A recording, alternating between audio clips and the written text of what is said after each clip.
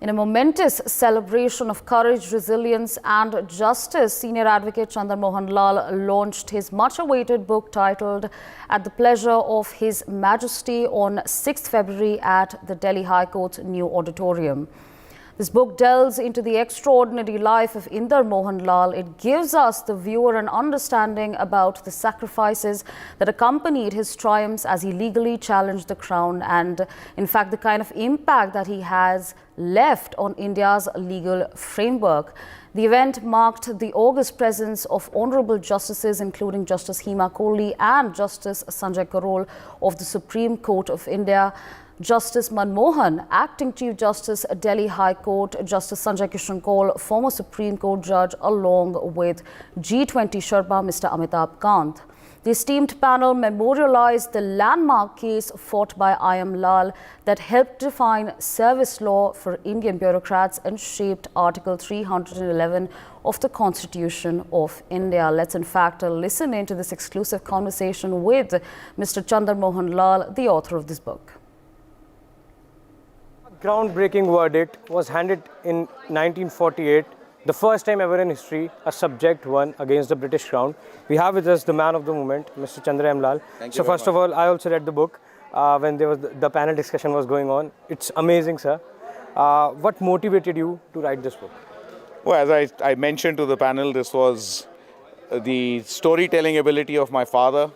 When I joined the profession, the whole system of people walking up to me and saying, "You're I. M. Lall's son," and there is a historic case out there, and I didn't know about it. I read about it.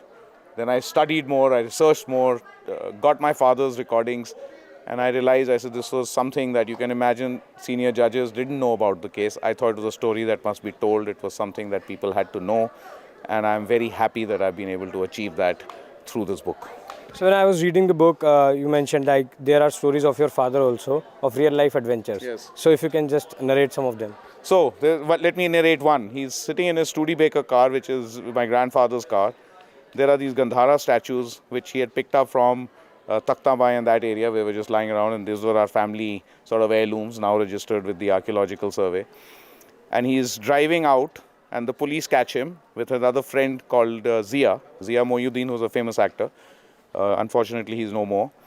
And the police catch him, and they're looking at those statues and the car, and they take him inside and tell Zia uncle that आप जाइए, आप मुसलमान हैं, ये हिंदू हैं, इनको हम नहीं जाने देंगे. As they're entering the police station, there are 2 or 3 beheaded Sikhs there, and my father narrating this, saying, you know, I am absolutely scared.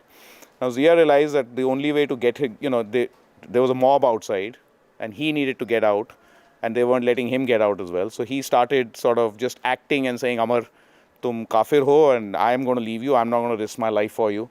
And he storms out of the police station. Bahar unko ek dost mila, motorcycle pe. And he stops him and says, no questions asked, Amar is there, go in and get him out.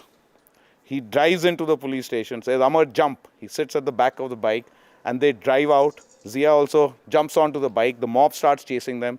They go all around town, and then they decide they shouldn't go to anybody's home. The mob is still sort of caught up with them. So they ask him, Amar, you better get off, and he hides under a bridge, and the mob goes over him. And then he goes to a church, and the next 3 days he's in hiding in a church. So these are one of his many adventures.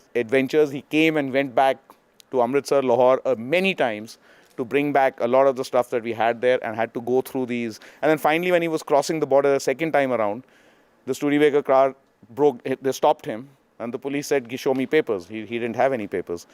And he realized that probably the man doesn't understand English, so he put out some government papers and said, ye rahe. So the man tried to read, acha, okay, go. And then the car by then had stopped, wouldn't start, and he made the inspector push the car and start it, and then drove across the border. So they're fascinating stories which are captured in the book. And this is in the backdrop of that case going on in the Privy Council. So I just found it just so incredibly sort of motivational that I said, I'm so glad I penned it down. Yes. Sir, just the very last question. Article 311, of course, you know, the bedrock of the Constitution. According to you, over the years, how has it acted as a catalyst when it comes to decision making for the civil servants? Well, you heard a very senior bureaucrat, Amitabh Kant, saying, that is what gives us hope. That is what gives us for what we are. That is what allows us to ensure that we will get justice. And it is this case which led to Article 311, which is what now gives confidence to civil servants that they are not going to be not given due process, and the due process of law will prevail over the pleasure of, as we call it today, the president. At that time, it was His Majesty. Thanks a lot, sir, for speaking to NewsX. So, of course, there you heard Chander M. Lall in New Delhi with camera person Ankush Akshat Gupta for NewsX. Meanwhile, Justice Sanjay Kishan Kaul has also shared his thoughts and perspectives with us. Let's listen in. Not many are aware that Article 311 of the Constitution is the bedrock on which the civil services stand. I have with me Justice S.K. Kaul. Well, sir, according to you, for what many reasons the Article 311 is the bedrock, and of course, how do you see the book? So it provides the protection to the civil servant to be independently take decisions, and that's the most important aspect of it. It's bedrock in the sense that while taking decisions, his service terms are protected.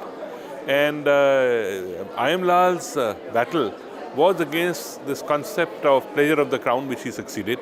So in that sense, it's an important aspect. And the book is a very well-written, crisp one. It's not prolonged. It deals with the partition issue also, and deals with I am Lall's battle and his family members during this period of time. It shows, I think, in conclusion, how difficult it is to carry on these battles, and at what cost these battles are carried on. So you have also talked about how this book is a testament to the phrase perseverance conquers all. So what would you say about it? Yes, but there are people who, like Mr. Lall, have fought battles. But in each of the instances you pick up, there's a cost to it. So it just shows that fighting battles on basis of principles, on equity and other aspects, takes a toll on the person. Thanks a lot, sir, for sharing your view on that. So, of course, you heard there Justice S.K. Kaul about the book At the Pleasure of His Majesty, written by Chander M. Lall. In New Delhi with camera person Ankush Akshat Gupta for NewsX. For more such videos, subscribe to the NewsX YouTube channel, hit the bell icon.